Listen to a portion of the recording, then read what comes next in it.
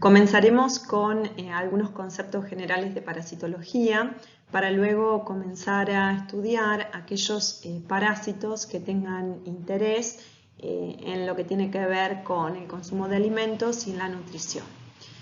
El parasitismo es una asociación biológica entre dos organismos de diferentes especies, donde una de ellas, el cual se denomina parásito, vive a expensas de otra de las especies, a la cual se le llama hospedador u hospedero, y a partir de este hospedero obtiene nutrientes, obtiene protección física, obtiene una vivienda y a raíz o a consecuencia de este parasitismo produce algún tipo de daño al hospedero. Es decir, en una parasitosis lo que va a haber es una asociación biológica entre dos organismos en el cual a raíz de esa asociación el hospedero va a sufrir algún tipo de perjuicio. El parásito es metabólicamente dependiente del hospedador y en ese proceso puede producirle fenómenos de desnutrición, daños de tipo mecánico, traumático o algún tipo de perjuicio que a la larga puede terminar en, de alguna manera, el establecimiento de cuadros clínicos más complicados a una parasitosis, digamos, en sí misma. Por lo tanto, el hospedero, hospedador o huésped, va a ser aquel ser vivo que aloja al parásito y el hábitat va a ser el espacio físico o químico ocupado por ese parásito.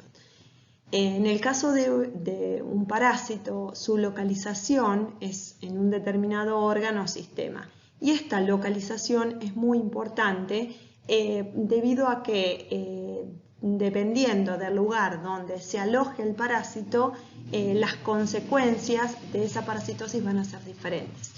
Hay algunos parásitos que se denominan ectoparásitos y se ubican en el exterior del organismo, y hay otros parásitos que se ubican en el interior y se van a denominar endoparásitos. A su vez, estos endoparásitos pueden ser intestinales, es decir, podrían alojarse en el tracto intestinal en distintas porciones, o pueden alojarse en los tejidos y se les va a denominar tisulares.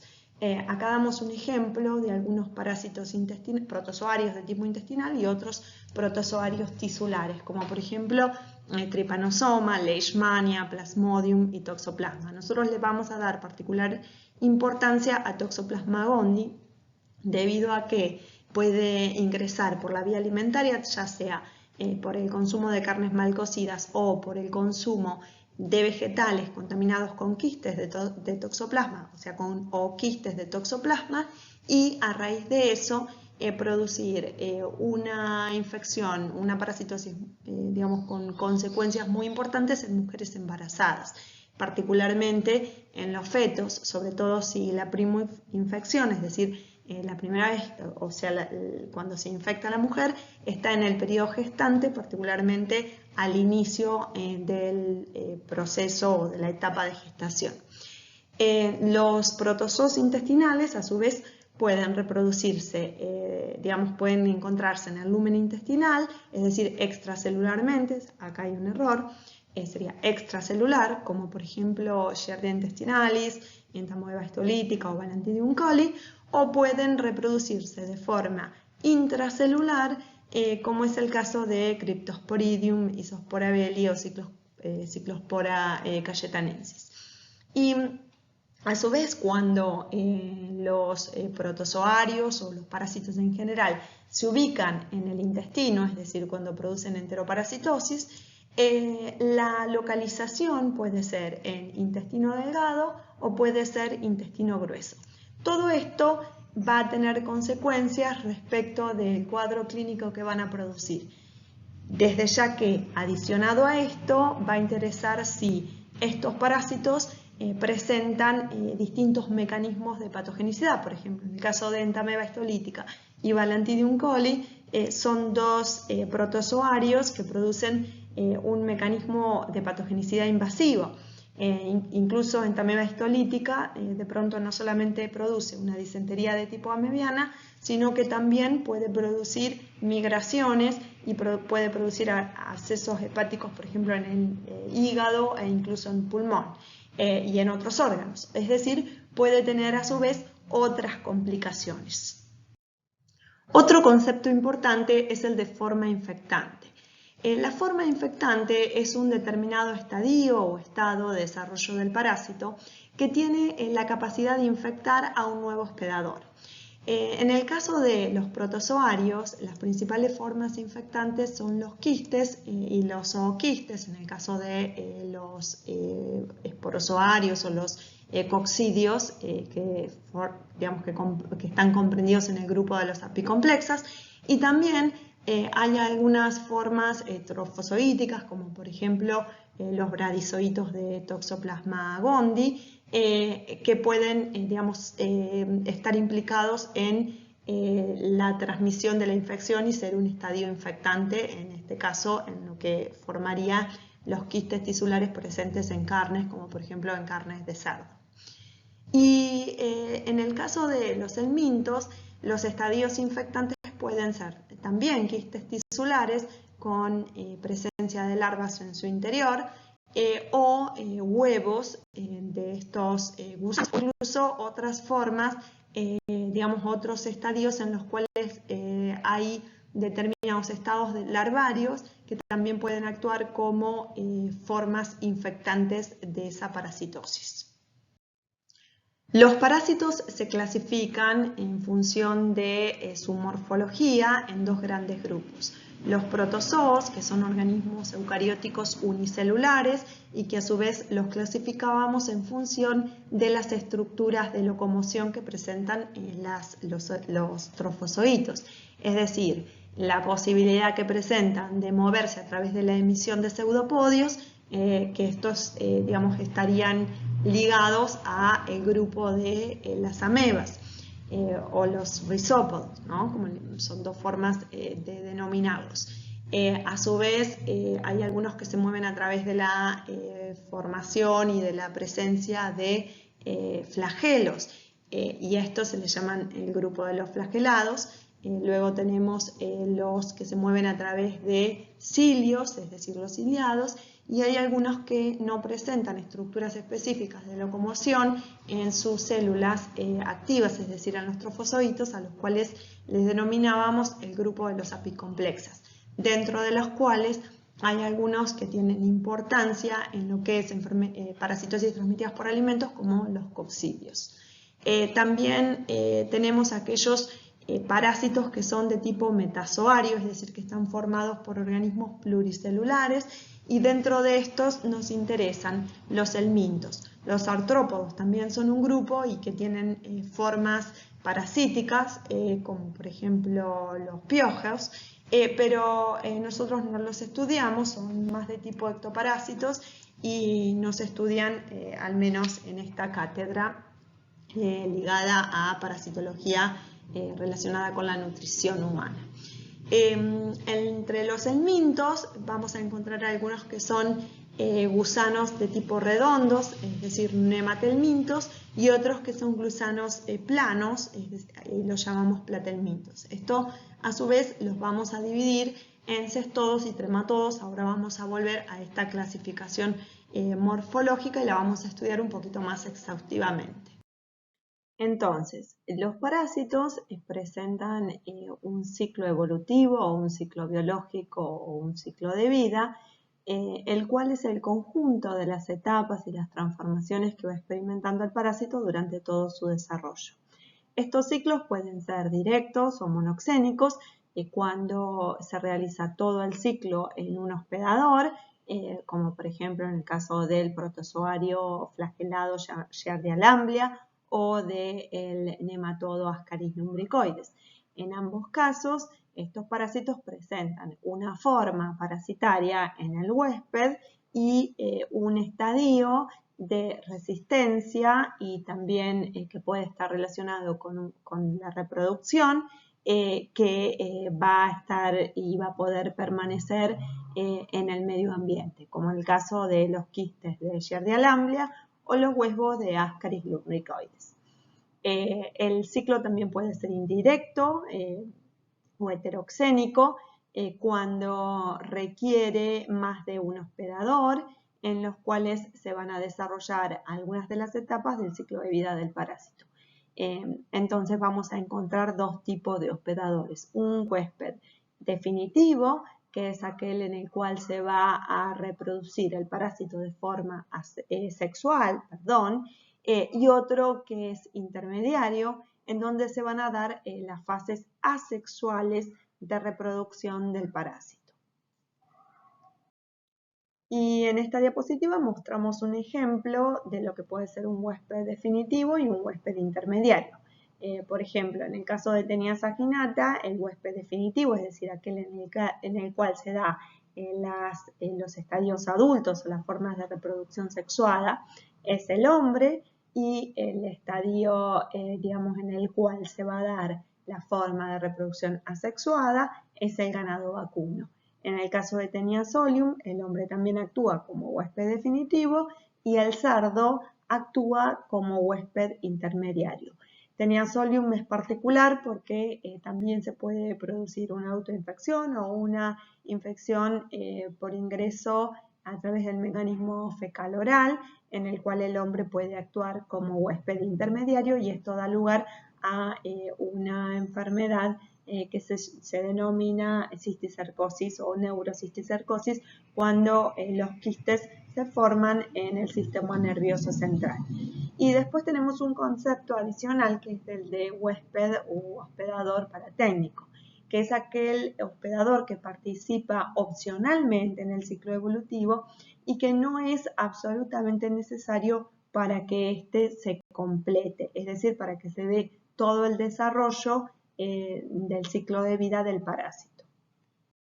El mecanismo de transmisión de los parásitos comprende todas las etapas por las cuales el parásito puede ingresar a un nuevo hospedador, desde una fuente de infección, como por ejemplo el suelo, como el agua, como los alimentos, como los distintos vehículos o los vectores mecánicos, como insectos, por ejemplo, o personas en el caso de que sean portadores o personas que están transitando un proceso infeccioso.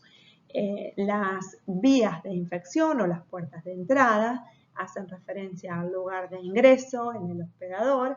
Generalmente a nosotros nos interesa la vía digestiva, aunque hay algunas enfermedades parasitarias que afectan directamente la nutrición del individuo, que pueden ingresar por otras vías, como por ejemplo por la vía cutánea.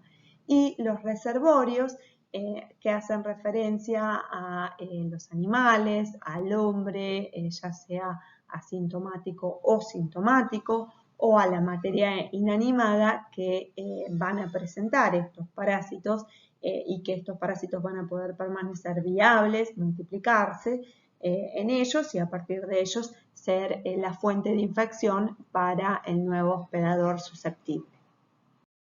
Los parásitos pueden tener distintos efectos nocivos en el huésped que se relacionan con distintos mecanismos. Dentro de los mecanismos podemos encontrar aquellas acciones de tipo mecánicas, ya sea de tipo traumática, es decir, cuando los órganos lacerantes o las distintas estructuras del parásito originan un trauma, por ejemplo, en la pared epitelial, o sea, en la pared del intestino. Después puede haber un efecto de tipo obstructivo, cuando, por ejemplo, en el caso de Ascaris lumbricoides, la colonización y el crecimiento de estos nematodos originan una obstrucción intestinal, o en el caso de tipo, digamos, compresivo, que es, por ejemplo, cuando las hidátides de Echinococcus granulosus, comprimen los órganos o los órganos aledaños a donde se produce el quiste hidatídico. También pueden presentar acciones químicas que están relacionadas con las sustancias químicas producto del metabolismo de los parásitos, como por ejemplo sustancias irritantes de la saliva o sustancias hemolíticas liberadas, enzimas hemolíticas liberadas por protozoarios o enzimas de tipo necrosantes o sustancias hipersensibilizantes relacionadas a las infecciones parasitarias con helmintos. También puede haber acciones de tipo infecciosas que están relacionadas con que los parásitos originan puertas de entrada a través de los cuales se pueden producir coinfecciones, por ejemplo, con bacterias o con organismos presentes en la microbiota intestinal, con microorganismos patobiontes, y la afección del sistema inmunológico relacionada con el crecimiento del parásito, con la acción directa del parásito sobre el sistema inmunológico o la acción del parásito sobre, por ejemplo, la nutrición del organismo, principalmente en los niños, que a su vez repercute en el sistema inmunológico de ese huésped. Los factores condicionantes para las infecciones parasitarias se relacionan particularmente con las condiciones socioeconómicas, con la disponibilidad de infraestructura sanitaria, con el acceso al agua potable, a las cloacas, todo relacionado con políticas públicas y políticas sanitarias que son tan importantes para combatir estas enfermedades en particular. También se relacionan con la edad. Los niños son la población más afectada por las parasitosis. Muchas de las parasitosis se relacionan a enfermedades profesionales o al tipo de trabajo en particular y están muy asociadas a la zona geográfica que determina que las formas infectivas de los parásitos a través de los cuales se contraen estas parasitosis influyan principalmente en la viabilidad de estas formas infectivas. La pobreza, la desnutrición y las parasitosis constituyen un círculo vicioso y es necesario poder, intervenir sobre cada una de estas variables para poder disminuir la incidencia de parasitosis en una población. Por eso es tan importante las políticas públicas en lo referente a las medidas sanitarias y a las medidas sociales, porque intervienen estas políticas públicas directamente sobre estas tres variables. Las parasitosis son causas frecuentes de anemias y esto está relacionado con los distintos mecanismos por los cuales actúan los parásitos. Muchos de los parásitos producen acciones de tipo traumáticas, lo cual originan hemorragias, ya sea hemorragias evidentes o pérdidas de sangre en pequeña magnitud, pero a lo largo del tiempo, lo cual da lugar a una disminución en el contenido de glóbulos rojos y por lo tanto a una anemia. También los parásitos consumen glóbulos rojos, a esto se le denomina hematofagia. Muchos de ellos producen enzimas de tipo hemolíticas, es decir, producen la lisis de glóbulos rojos, y un mecanismo muy importante es el de competencia metabólica, en el cual los parásitos consumen los micronutrientes que están aportados por la dieta al organismo y por lo tanto producen un efecto exfoliativo de estos micronutrientes que limita la síntesis por parte del propio huésped. Las parasitosis se asocian a alteraciones del apetito, particularmente a la anorexia o pérdida de apetito, a la hiperorexia o una gran demanda del huésped de consumo de alimentos y a otras aberraciones en el apetito, como por ejemplo la geofagia o el deseo de consumir tierra. También algunos parásitos se relacionan con la onicofagia o las ganas de morderse, de comerse las uñas, particularmente en lo que es la población infantil. La geofagia se ve mucho en la población infantil. Los parásitos se pueden transmitir por contacto directo interhumano, por ingesta, donde es muy importante la vía fecal-oral, particularmente digamos, el ingreso de alimentos contaminados con quistes de protozoarios o con huevos de helmintos, que van a ser estadios que son resistentes en el medio ambiente, y la ingesta de alimentos que alberguen estadios del parásito en el interior de los alimentos a los cuales se les denomina carnivorismo, ¿no? Por ejemplo, carne con quistes de trichinella, carne con quistes de Toxoplasma gondii. También los parásitos pueden ingresar, digamos, de forma activa por penetración transcutánea, en el caso, por ejemplo, de larvas infectantes de las Ancylostoma duodenalis o Necatora americanus, que son las uncinarias,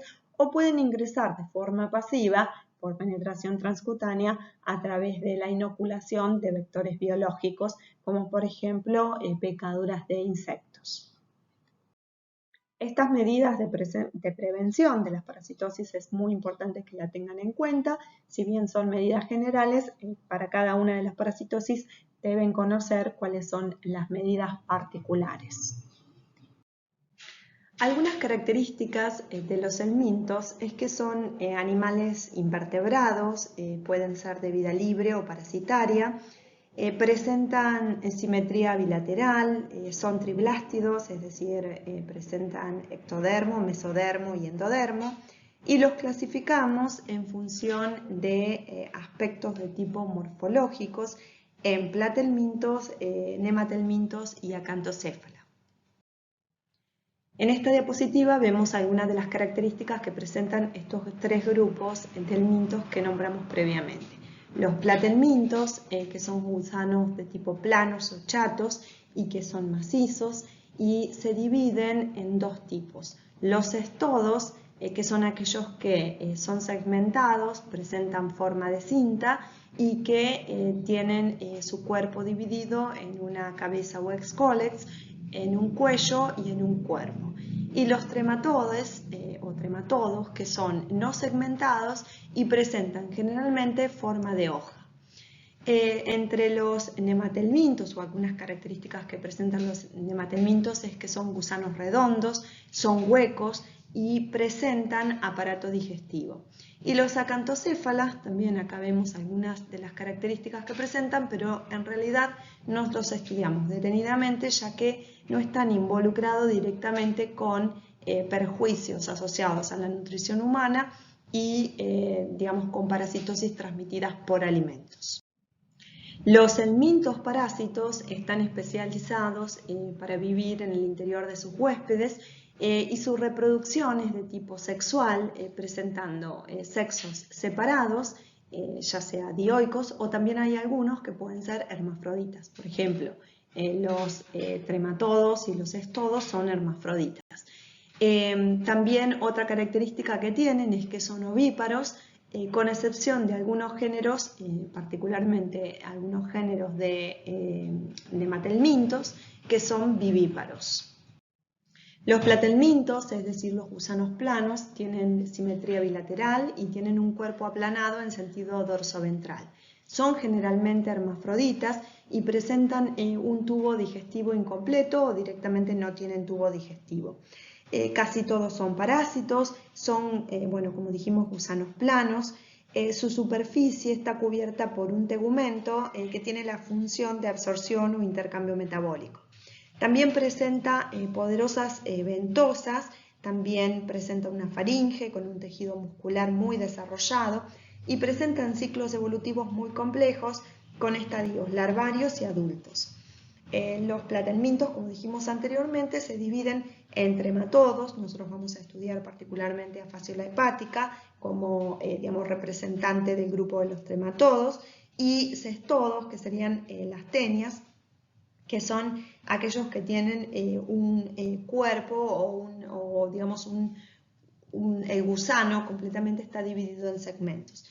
En esta imagen vemos digamos, el esquema de una tenia de cuerpo segmentado con un excólex, que es la parte superior, con su órgano generatriz, que es el cuello, Y en este esquema, en este dibujo, vemos lo que es el conjunto de proglótides, a las cuales le denominamos a ese conjunto de proglótides estróbilo, que es el cuerpo del gusano.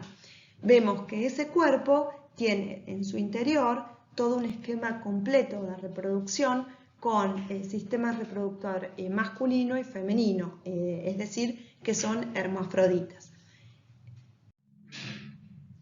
En esta diapositiva vemos figuras y representaciones de dos tenias. Aquí tenemos a Echinococcus granulosus, que es el agente etiológico de la hidatidosis.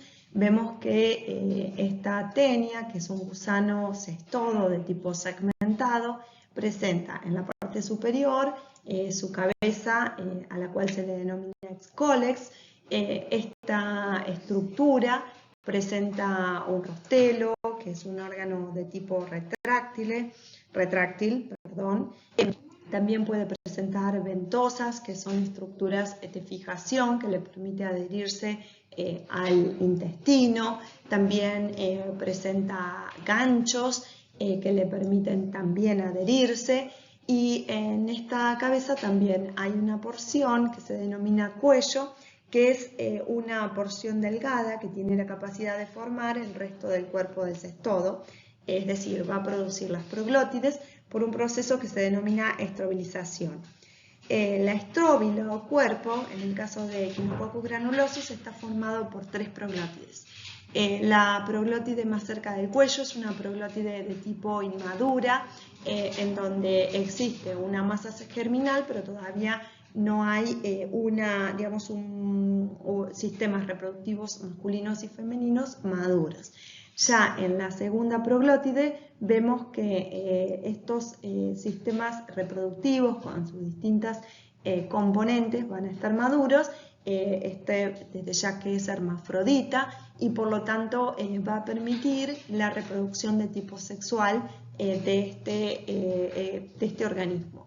Y por último tenemos una proglótide que es grávida, es decir, que tiene su útero completamente lleno de huevos. También podemos ver que hay otras tenias que no solamente tienen 3 proglótides, sino que tienen muchas proglótides y pueden ser muy largas dependiendo del tiempo de desarrollo de la tenia. Los cestodes basan su parasitismo en la interacción trófica con el hospedador e incorporan nutrientes a través de su tegumento, es decir, absorben los nutrientes. Y este tegumento presenta una serie de proyecciones citoplasmáticas que se llaman microtriquias. Y de esta forma les permite absorber mayor cantidad de nutrientes de su hospedador. Los trematodos, también denominados duelas o vermes, son endoparásitos que presentan, como se ve acá, una forma de tipo hoja. Tienen una ventosa ventral y otra oral. Se alimentan succionando fluidos del huésped, pero además pueden absorber los nutrientes a través de toda su cubierta, es decir, a través de una cutícula. Presentan un sistema digestivo compuesto de boca, faringe e intestino. Son hermafroditas casi todos, aunque también hay algunos trematodos de tipo con sexos separados, es decir, dioicos. Son todos parásitos. Presentan, como dijimos anteriormente, ventosa peribucal y ventosa ventral. Y su ciclo evolutivo es complejo, donde se presentan fases de multiplicación asexuada en moluscos generalmente y sexuada en vertebrados. Es decir, son trematodos digenéticos. Los trematodos se denominan según el órgano o el tejido en los cuales se alojan los estadios adultos del parásito. Así tenemos duelas de tipo intestinal, como por ejemplo Phaseolopsis buski. Tenemos duelas hepáticas, que es la que a nosotros nos interesa, como por ejemplo Phaseola hepática. También hay algunas duelas pulmonales, como Paragominus o Starmani, y hay duelas sanguíneas como Schistosoma manzoni. Nosotros en esta cátedra vamos a estudiar solamente Phaseola hepática, la cual es interesante principalmente por producir una fasciolosis debida a la ingestión de algunas vegetales de tipo silvestres, como por ejemplo el berro. La fasciolosis es una afección que ocasiona un proceso crónico inflamatorio del hígado que puede conducir a cirrosis. Generalmente los síntomas son cólicos, diarrea o estreñimiento, se daña el sistema inmunológico y también se produce un bajo rendimiento intelectual.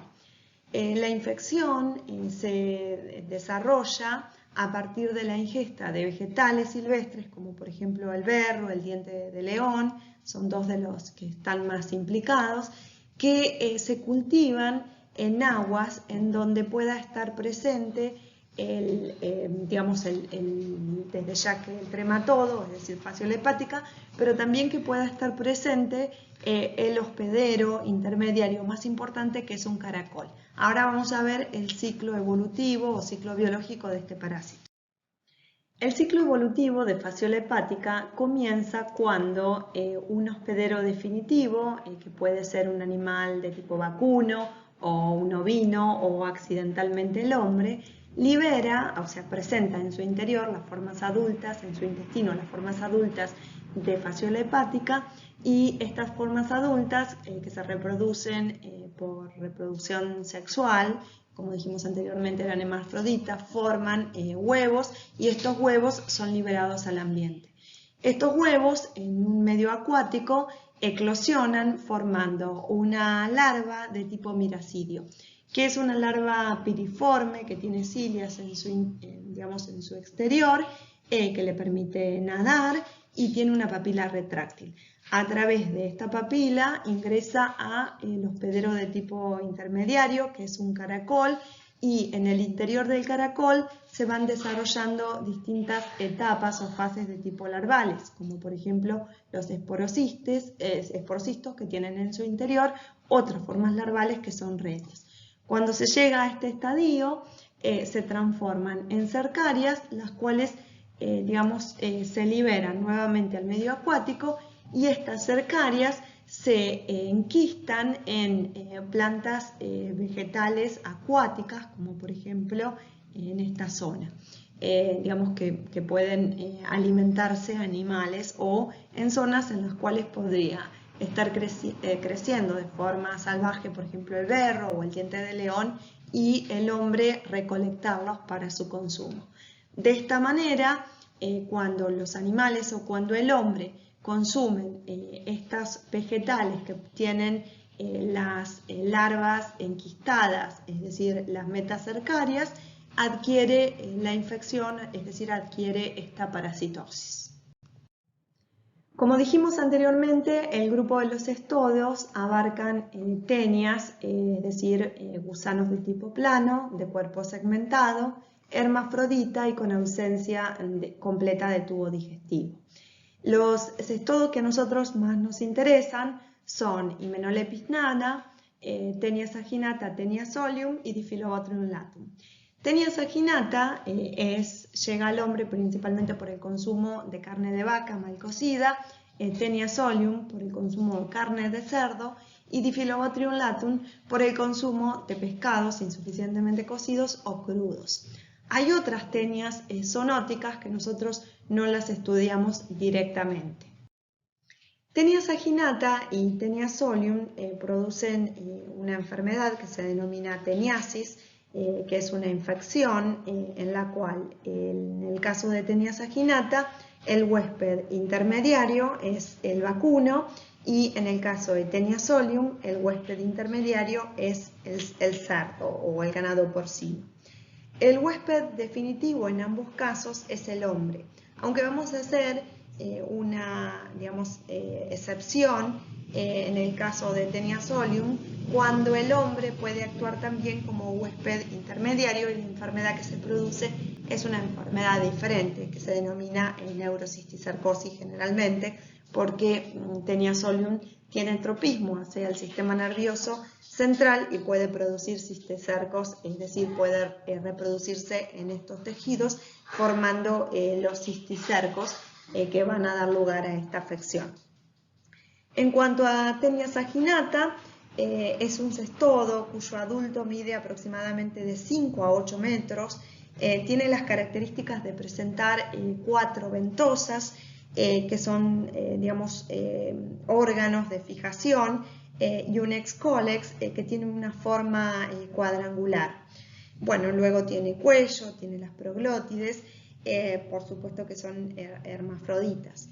Por ahí la diferencia más importante con Taenia solium es que, bueno, por un lado es un poco más chico, el adulto mide de 3 a 5 metros y tiene, a diferencia de Taenia solium, tiene un rostelo, es decir, tiene en su punta una serie de ganchos, de pequeños ganchos que le permiten adherirse, aparte de las ventosas, le permiten adherirse más a la mucosa intestinal. Solium significa armada y tiene que ver con esta serie de ganchos que van a formar parte de este rostelo.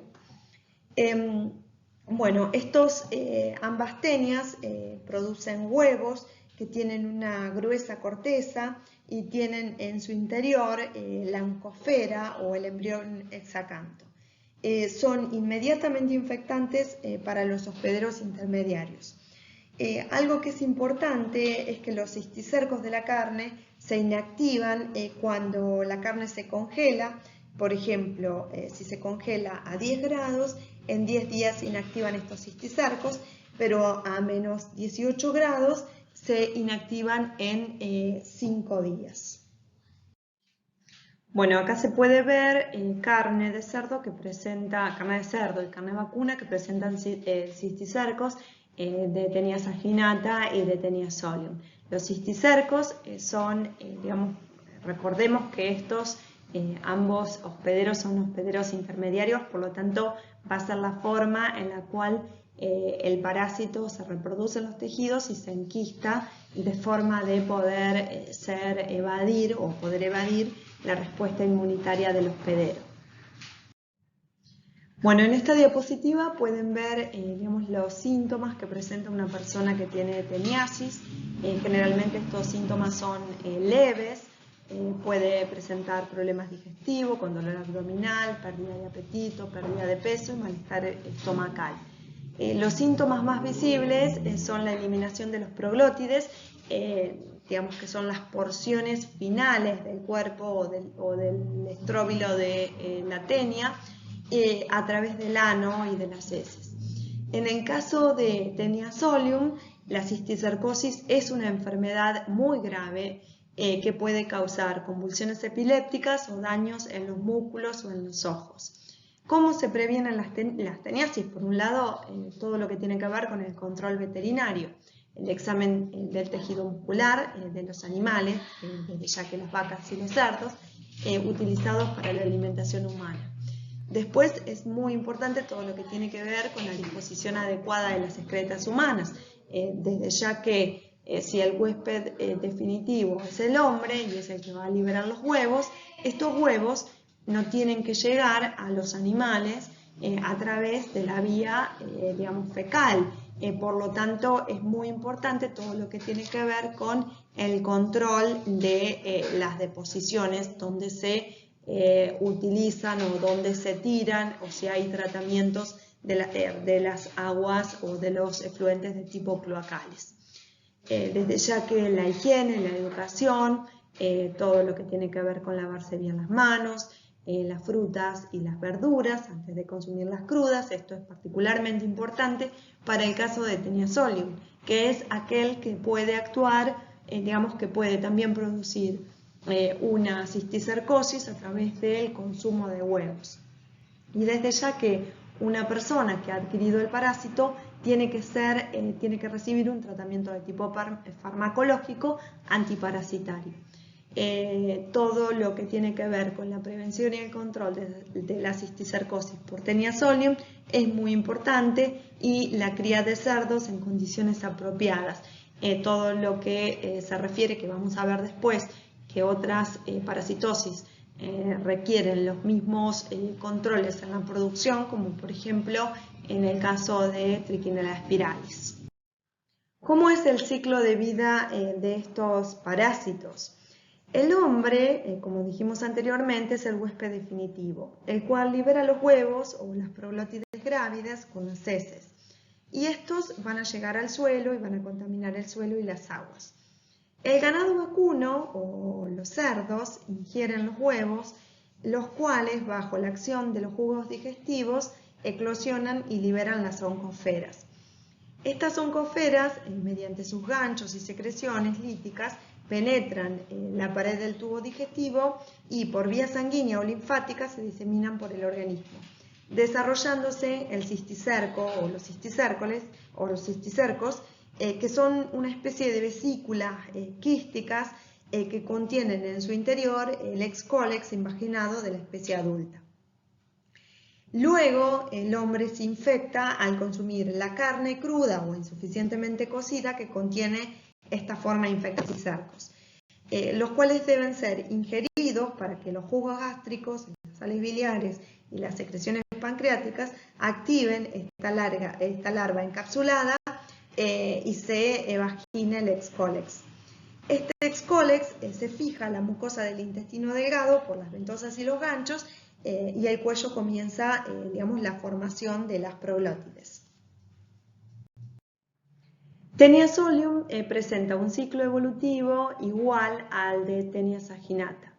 Sin embargo, Taenia solium puede producir lo que se denomina cisticercosis humana, que es producida cuando el hombre actúa como un hospedero intermediario, y es lo que se muestra en este rectángulo superior derecho. La infección en este caso se adquiere por ingestión de los huevos, ya sea con alimentos contaminados, con contaminación fecal, es decir, frutas, verduras, agua. También puede ser a través de las manos de individuos que justamente albergan el gusano adulto y por lo tanto por prácticas higiénicas inadecuadas presentan huevos en sus manos, o también por contacto directo con un portador de la tenia. Y otra forma importante de adquirir la infección es cuando una persona tiene una teniasis intestinal, es decir, tiene el adulto en su intestino y los huevos son movidos al duodeno o al estómago por movimientos antiperistálticos. Allí se incuban y luego invaden el organismo produciendo los cisticercos. A esto se le denomina autoinfección interna. Otra de las parasitosis producidas por un cestodo es la difilobotriosis producida por Diphyllobotrium latum, también llamado tenia del pez. Diphyllobotrium latum es una tenia gigante que puede medir de 4 hasta 25 metros.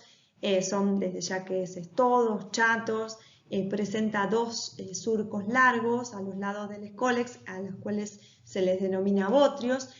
Presenta poros genitales que se encuentran en la parte central de los proglótides y tiene un ciclo vital o un ciclo biológico indirecto donde necesita un huésped definitivo y dos huéspedes intermediarios.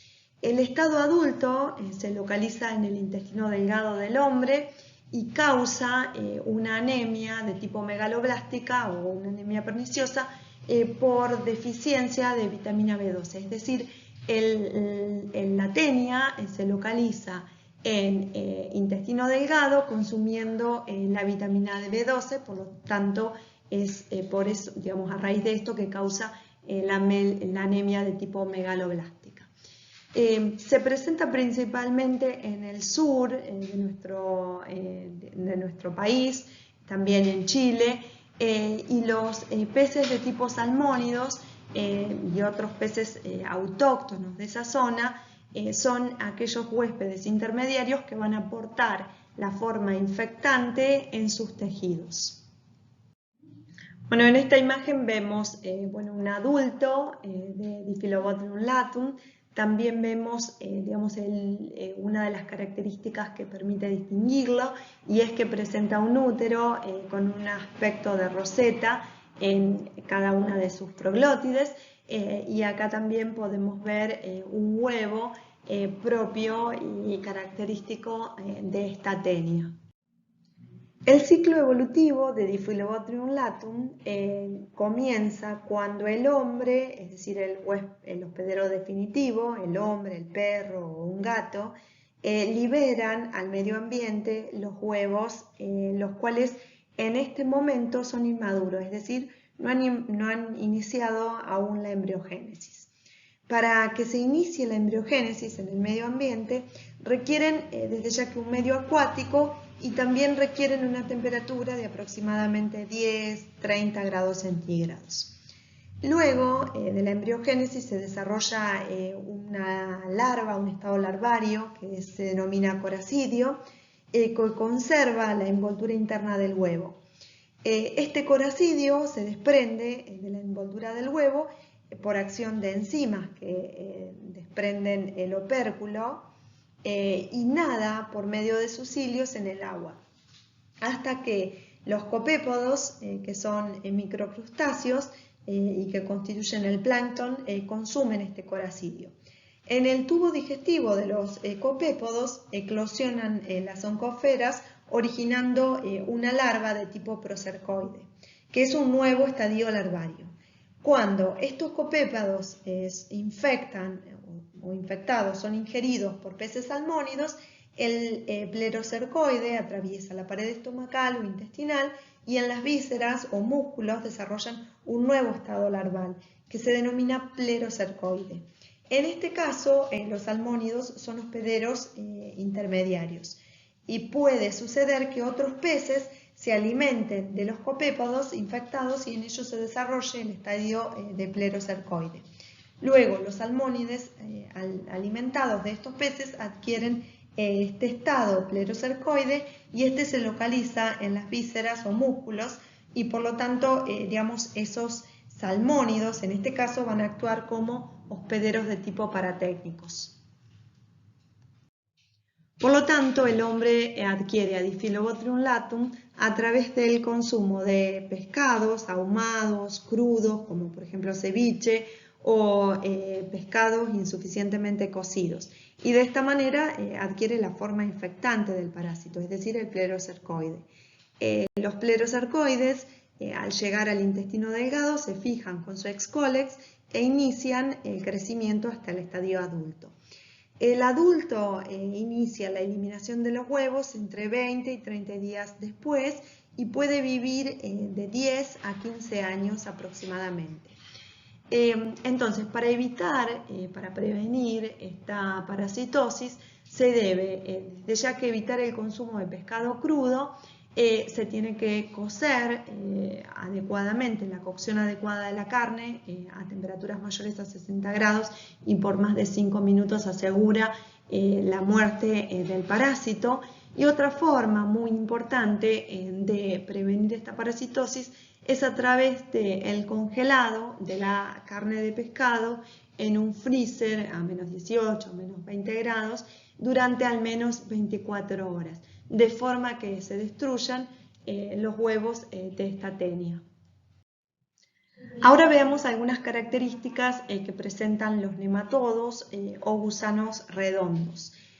Son helmintos, cilíndricos, alargados, abusados en sus extremos, presentan tamaños variables, presentan una cavidad pseudocelomática, aparato digestivo, aparato genital, presentan sexos separados, es decir, son dioicos y generalmente dimorfismo sexual. Los huevos abandonan el aparato digestivo del hombre, pudiendo no estar segmentados, como en el caso de Ascaris lumbricoides y Trichuris trichura, o pueden presentar distintas fases de segmentación, como por ejemplo las uncinarias, o tener ya larvas formadas, como en el caso de Enterobius, y también incluso hay algunos que son vivíparos, como en el caso de Triquinelas. El desarrollo de los nematodos generalmente comprende 4 estados larvales y un estadio adulto. El hombre puede infectarse por diferentes vías, por la vía oral, por ejemplo en el caso de Ascaris lumbricoides, pero también pueden penetrar activamente a través de la piel, como en el caso de las oncinarias, es decir, de Ancylostoma duodenale, Necatora americanus o por la vía parenteral en el caso de las filarias. Bueno, acá encontramos algunos ejemplos de nematodos que se alimentan del contenido del tracto gastrointestinal de sus hospedadores, como por ejemplo Ascaris lumbricoides.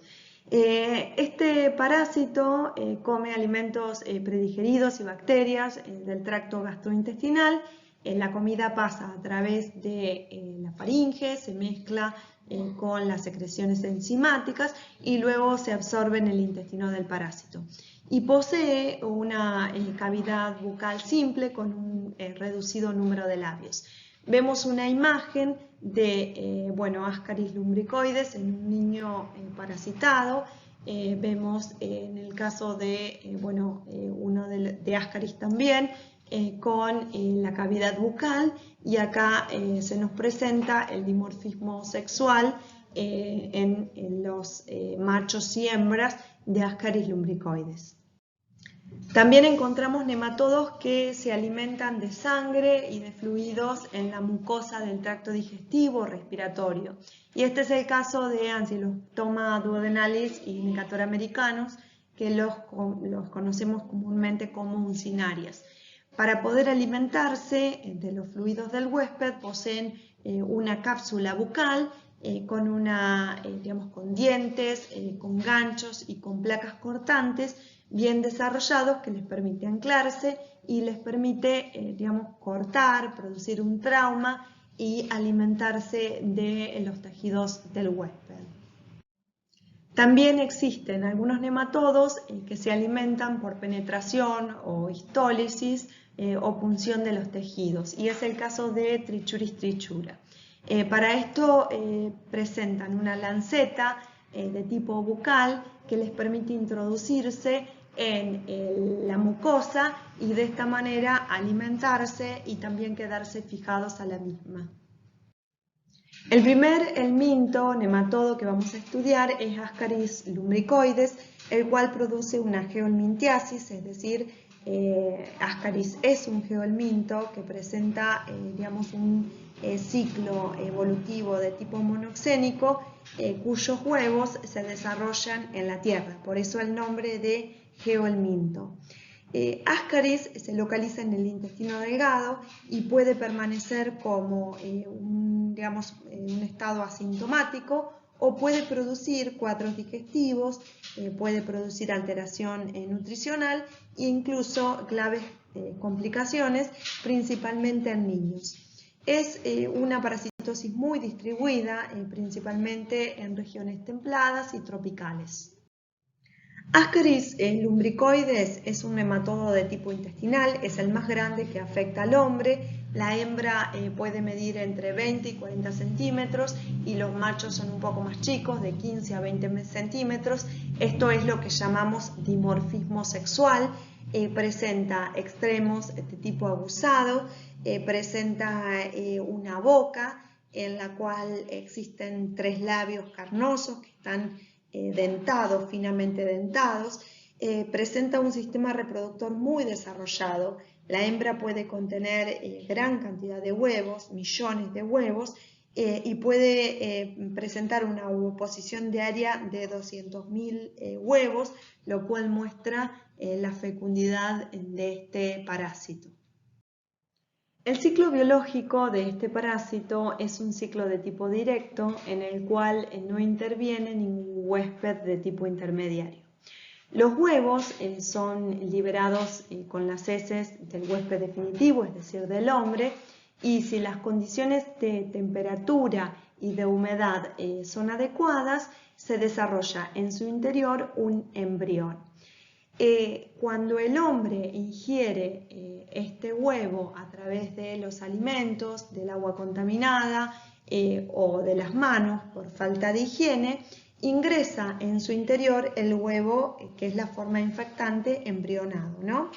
Entonces, en el estómago o en la porción alta del intestino delgado, el huevo eclosiona y emerge una larva. La larva penetra la mucosa intestinal, llega a la circulación portal y pasa al hígado y luego al corazón. De ahí es impulsada al pulmón, donde queda atrapada en los capilares del intersticio pulmonar. Allí las larvas maduran y crecen hasta romper los capilares y el tabique alveolar. En aproximadamente 9-10 días de infección caen al alvéolo, migran ascendentemente por el árbol respiratorio, llegan a la tráquea, franquean la epiglotis y pasan a la faringe, donde son deglutidas. Y en este estadio más o menos miden unos 1 o 2 milímetros. Luego bajan por el tracto digestivo y regresan al duodeno. Una vez que se instalan en el duodeno, crecen como adultos, y es ahí cuando los hembras y machos se fecundan, produciendo nuevamente huevos en su interior. Es decir, se fecundan, se reproducen de forma sexual y se producen huevos que son liberados nuevamente con las heces. Y así se completa el círculo, o el ciclo, mejor dicho. Digamos, el ciclo interno, en el cual existe una migración larvaria, a través de, como dijimos, la circulación portal, corazón, pulmón, hasta que regresa nuevamente al duodeno, se denomina ciclo de luz. Y es un ciclo en el cual se produce una gran respuesta inflamatoria, también, digamos, alérgica, tóxico-alérgica, que puede manifestarse clínicamente como una neumonitis de tipo asmatiforme, con un cuadro de tipo asmatiforme, y a este cuadro se le conoce como síndrome de Loeffler. Ascaris, en su hábitat, es decir, en el lumen del intestino delgado, se mantiene en continuo movimiento para no ser arrastrado por el peristaltismo intestinal, y por lo tanto produce una serie de sensaciones que tienen que ver con justamente esos movimientos y el hecho de que se presente un parásito alimentándose en el intestino. A su vez, digamos, por las migraciones y por el hecho de la reproducción de los ascaris en el intestino, sobre todo cuando son muchos, lo que se puede producir, y es la principal complicación, son obstrucciones de tipo intestinales y también obstrucciones de las vías biliares y del conducto pancreático. ¿Cómo se previene? Desde ya que es una, digamos, en cuanto a su epidemiología, es una parasitosis que está distribuida, muy distribuida geográficamente en países desarrollados, es decir, con buenos niveles de saneamiento, con servicios sanitarios adecuados y un nivel de vida alto. Solo se da en casos aislados, muchas veces asociados al consumo de frutas provenientes de zonas endémicas, por ejemplo, pero generalmente en países en desarrollo estas parasitosis adquieren mayor importancia. Para prevenir y controlar esta parasitosis es necesario evitar el contacto con el suelo que pueda estar contaminado con heces humanas, proteger los alimentos de la tierra, lavar o calentar los alimentos que caen al suelo desde ya, evitar siempre lo que es la contaminación de tipo fecal-oral, todo lo que tiene que ver con la higiene, lavarse las manos, lavar, pelar, cocinar las frutas y las verduras crudas. Una de las parasitosis más difundidas en nuestro país es la triquinosis, cuyo agente etiológico es Trichinella spiralis, y cuyo alimento, digamos, mayormente implicado en los brotes de triquinosis es el cerdo o alimentos elaborados a base de carne de cerdo o carne porcina. Trichinella spiralis es un pequeño nematodo blanquecino y filiforme. Es un parásito frecuente en las ratas, cuyos hábitos canibalísticos favorecen la difusión. El cerdo se infecta al comer los cadáveres de los roedores, y el hombre se infecta cuando come la carne de cerdo insuficientemente cocida que contiene los quistes viables de este parásito. y que a su vez permite que se liberen en las larvas cuando se producen los procesos digestivos justamente de esta carne y permite que se alcance la madurez sexual en el duodeno. Trichinella spiralis requiere de 2 hospederos.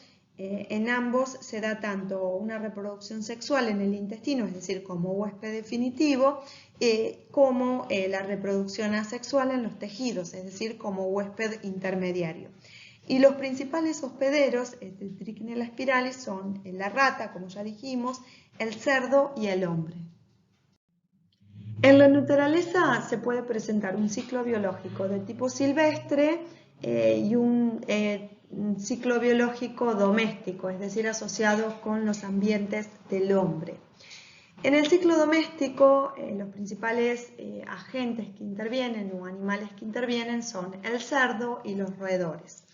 El cerdo adquiere la infección principalmente por ingestión de ratas infectadas, por ejemplo, cuando en el criadero hay malas condiciones higiénico-sanitarias y de producción de los animales, y las ratas mantienen la infección en la naturaleza por sus hábitos de canibalismo.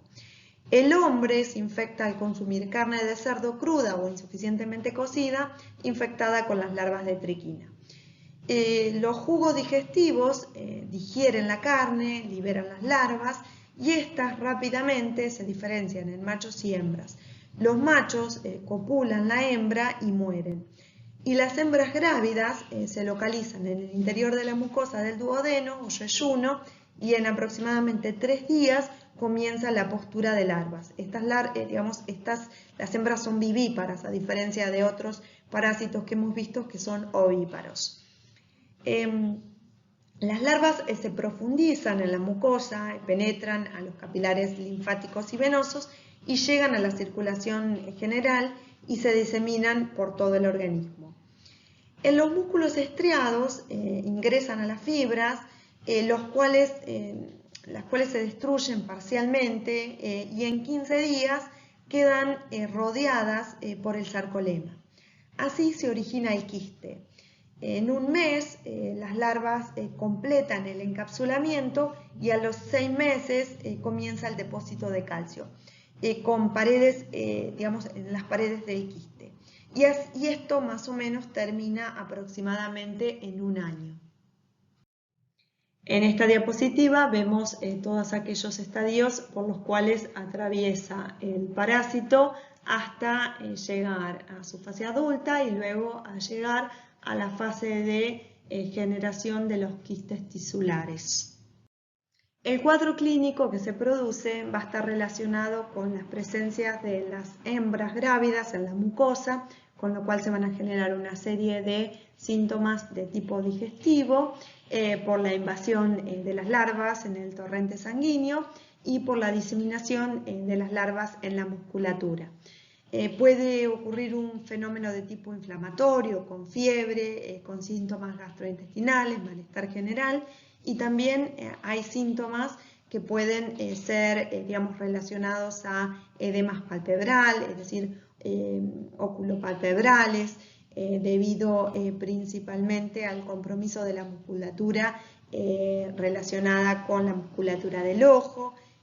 También cuando las larvas llegan a las fibras musculares y penetran activamente, crecen, maduran e inducen un fenómeno de adaptación con la célula del huésped, llegando a producir una especie de célula nodriza con vénulas precrísticas que facilitan el intercambio metabólico. En todo este proceso se produce mialgias, puede haber inflamación periquística, que puede evolucionar incluso a una fibrosis, es decir, a un fenómeno de tipo toxialérgico. Todos estos síntomas declinan al restablecerse el equilibrio y las complicaciones que podrían producirse son una miocarditis o compromiso del sistema nervioso central.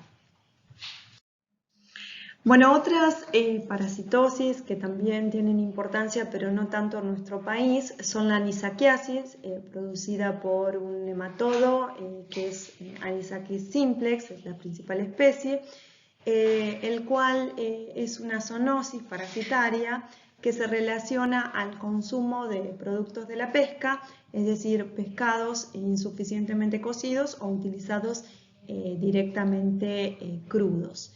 El hombre se intercala en el ciclo como un hospedador accidental, es decir, no interviene específicamente en el ciclo como el hospedador principal.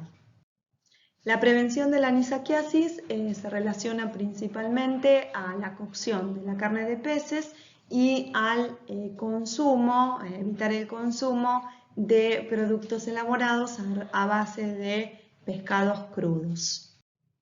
Otra forma de prevención es la congelación de la carne a temperaturas inferiores a 20 grados por al menos un día, 24 horas. Con lo cual se van a inactivar las formas parasitarias. Las uncinarias, es decir, Ancylostoma duodenale y Necator americanus, son unos nematodos que tienen como reservorio al hombre y cuyo hospedero definitivo también es el hombre. La forma infectante es una larva de tipo filariforme que ingresa activamente a la persona a través de la vía cutánea. Y bueno, secundariamente podría ingresar por mucosa oral, pero esto, es decir, ingestión, pero esto es muy poco frecuente. Los gusanos se localizan en el duodeno, se adhieren a la mucosa mediante una cápsula bucal que presenta ganchos o placas cortantes y allí se alimentan de sangre y restos de tejido que han destruido. También poseen una saliva que presenta sustancias anticoagulantes, por lo que cuando se movilizan de un lugar al otro del intestino dejan una pequeña úlcera sangrante que contribuye junto con la hemofagia a la anemia, que es el principal cuadro que producen. Entonces, como dijimos, el hombre es el huésped definitivo, el hombre libera los huevos junto a sus heces y los huevos maduran en el suelo cuando encuentran condiciones favorables de humedad, temperatura elevada, sombras, también un suelo más de tipo orgánico, hasta que eclosionan. En esa eclosión libera una larva que se denomina rhabditiforme, que luego va pasando por distintos estadios evolutivos, o sea, va haciendo metamorfosis hasta transformarse en una larva de tipo filariforme. La larva filariforme, es la forma infectante, que cuando se pone en contacto con la piel o con la mucosa oral, secundariamente, ¿no? La larva penetra hasta alcanzar los vasos sanguíneos.